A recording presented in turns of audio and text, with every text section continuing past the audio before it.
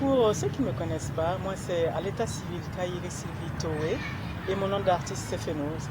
Je suis une artiste burkinabé de la diaspora résidant en Allemagne.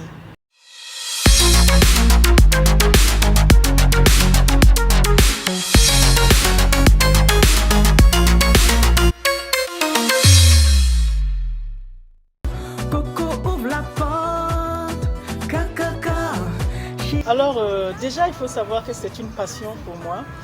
Mes parents déjà, ce pas des artistes mais ce sont des passionnés de musique. Par exemple mon père m'a dit qu'il aurait aimé être guitariste. Et ma maman en fait elle chante à tout bout de... Voilà. Et une petite parenthèse, je m'appelle Kairi Sylvie, j'ai dit. Et Sylvie, ma maman m'a dit c'est en passant à Sylvie Vartan qu'elle m'a donné le prénom. Donc c'est pour dire déjà que je viens d'une famille qui est imbibée dans la musique. Gagné partout de nos jours, beaucoup n'ont plus de paroles. C'est un long parcours, ça n'a pas été du tout évident. Si on prend le début, d'abord le premier album s'appelle Daou. Et cet album, rien que hier, je l'écoutais en fait pour me remémorer un peu de tout. Il est très virulent, très hip-hop. Et je sais que quand je l'avais fait, les gens quand ils ont écouté l'album, on pensait que c'était une Parisienne d'origine africaine qui posait là-dessus. Maintenant, c'est une Burkinabé de chez Burkinabé. Et paradoxalement, quand je suis arrivée en Allemagne, j'ai eu envie de retrouver de la racine africaine. Je ne sais pas si c'est le fait d'être à l'extérieur qui m'a donné en fait ces envies-là.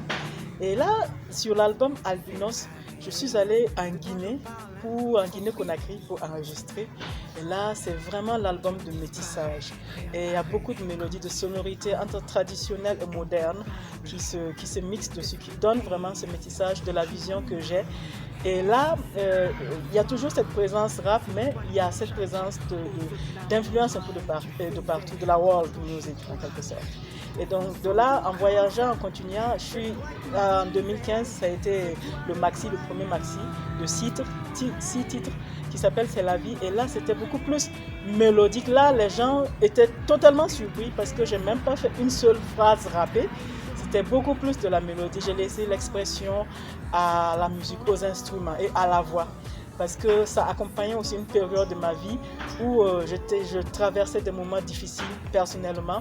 Et pour moi, ma musique, c'est de l'autothérapie. Compris, tu voulais gagner partout de nos jours. Beaucoup. Ce qui n'a pas été la sagesse, chez moi, parce que je me suis lancée dans le social parce que je suis un être sensible et j'ai toujours, quand j'ai quelque chose et que je vois quelqu'un en face qui n'en a pas, j'ai toujours eu cette envie de partager parce que ça me fait du bien de voir quelqu'un qui est heureux et moi déjà ça me remplit de joie. Homme ou femme, c'est pareil, j'ai compris. Pour s'intégrer en Allemagne, il y a une chose qui est vraiment fatale, je dirais, il faut apprendre la langue.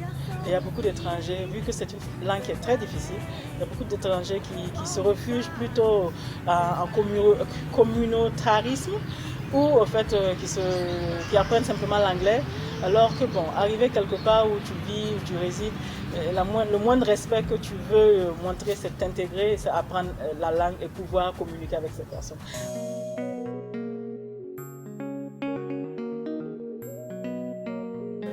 Au fait, c'est la remarque que nous, les artistes de la diaspora, faisons.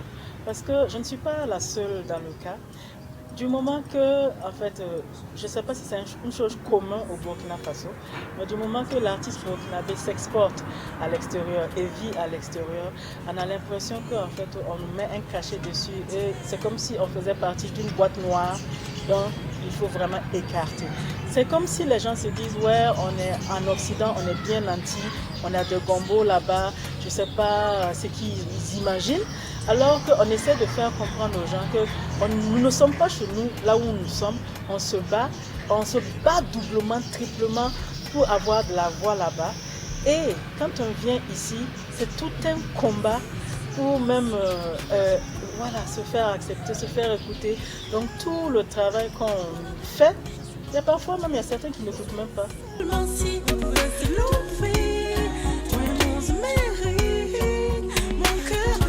Alors, Kayiri Records, c'est dans l'art, dans l'événementiel, dans la production. C'est vraiment l'art qui est célébré avec grand A parce que j'ai une âme artistique et passionnée que je suis. Et l'art, c'est pas que la musique. Alors, il y a le côté sculpture, peinture, le côté modeling avec le stylisme. Il y a le côté événementiel alors avec le concert. Et donc, le 15 janvier, c'était l'occasion pour moi de combiner un mix de tout ce qui dans mes projets là et présenter ça dans l'événementiel que j'ai nominé Fenous en soirée. Et la thématique de cette année, de cette première édition, c'était musique et vestimentaire. Si seulement si on pouvait se lever, vraiment se mériter. Ben, mon conseil déjà, c'est d'avoir une spiritualité en soi. Il est bon pour les gens qui ont foi en Dieu, parce que déjà c'est le refuge qu'on a. Parce que quand tout va mal et que tout s'écroule autour de soi, on a notre foi qui est là et on se dit non mais il y a un Dieu qui est là-haut qui veille sur moi et ce Dieu ne va pas m'abandonner et vraiment se concentrer, se recentrer en fait sur cette foi en soi parce que c'est ça qui nous permet de faire face à l'adversité, c'est ça qui nous permet de ne pas vouloir répondre le mal par le mal, c'est ça qui nous permet d'avoir foi en soi et en l'humanité et de se dire ok d'accord, j'ai ça aujourd'hui, ok. Peut-être j'en prends des leçons, sûrement je retiens des leçons. Qu'on ne te fasse aucune misère, c'est si beau que tu sois à mes côtés sans t'en rendre compte. Alors un mot, je dirais fée, une fée, et une phrase donnée de l'amour. Voilà. Je veux bien que tu fasses de moi ta princesse, que la vie nous unisse et fasse de notre histoire. Alors il y a de belles surprises cette année 2022. Je dirais que c'est mon année favorite. C'est l'année de la bénédiction, c'est l'année de la récolte de plus de 15 ans de travail. Déjà, bon, il y a le maxi Take My Hand qui est sorti. Il y a la structure Kayiri Records qui a été mise sur pied. Et là, dans les jours à suivre, ça c'est le scoop. En tant qu'écrivaine, auteur, on va me découvrir. Alors, j'ai mon livre qui s'appelle Je suis Kayiri Spirit, qui va sortir, qui a été pris en édition par une grande maison d'édition française qui est les éditions Baudelaire et avec aussi en collaboration la maison Hachette qui est la grosse bibliothèque et librairie française. Donc ça c'est vraiment la grosse nouvelle qui tombe, que les gens vont apprendre à me découvrir à travers les mots et lire mon histoire. Et ceux qui veulent vraiment porter mes chaussures de parcours pour comprendre la personne que je suis devenue aujourd'hui. C'est ce livre que je vous recommande. Mais ensuite, il y a plein de petites surprises qui vont jalonner l'année, que ce soit du côté musical, du côté événementiel et puis du côté spirituel. Alors, c'est beau d'avoir Radio TV qui est là pour accompagner tout ça, quoi.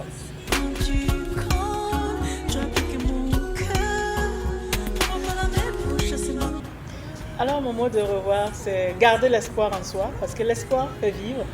C'est vivre chaque seconde comme si c'était la dernière.